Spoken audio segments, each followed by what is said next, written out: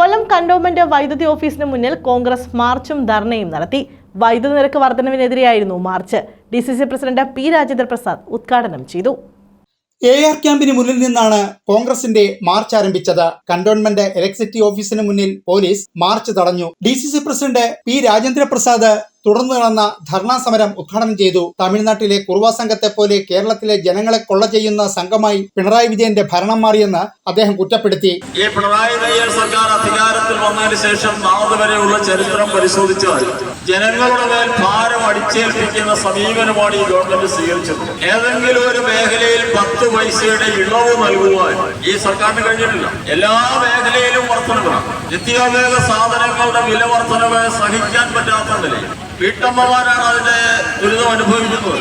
ഒരാഴ്ച മുമ്പ് പച്ചക്കറി വാങ്ങിച്ചാൽ 400 രൂപ കൊടുക്കണമെങ്കിൽ ഇപ്പോൾ 450 കൊടുക്കും. ഓരോ സാധനത്തിന്റെ നിത്യോപയോഗ സാധനങ്ങളുടെ വില ക്രമാതീതമായി വർദ്ധിക്കുന്നു. വെള്ളക്കരം വർദ്ധിപ്പിച്ചു.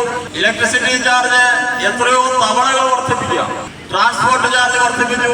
Vadakkevila block Congress committee president Rajeev Palathara അധ്യക്ഷനായിരുന്നു. DCC ഭാരവാഹികളായ Ansar Azeez, S. Sreekumar, MM Sanjeev Kumar, G. Jayaprakash, Congress നേതാക്കളായ മണികണ്ഠൻ, കൃഷ്ണകുമാർ, അസിമുദ്ദീൻ, ഗോപാലകൃഷ്ണൻ, ശുഭദേവൻ, PV അശോകുമാർ, ലൈലാകുമാരി, മുണ്ടക്കൽ സന്തോഷ്, രാജേന്ദ്രൻ പിള്ള, വടക്കേവിള ശശി, ശശിധരൻ പിള്ള, ജലജ, കുമാരി രാജേന്ദ്രൻ, രാഗിണി, ബിനോയ് ഷാനൂർ, സുനിത സുനിൽ, സലാഹുദ്ദീൻ എന്നിവർ സംസാരിച്ചു.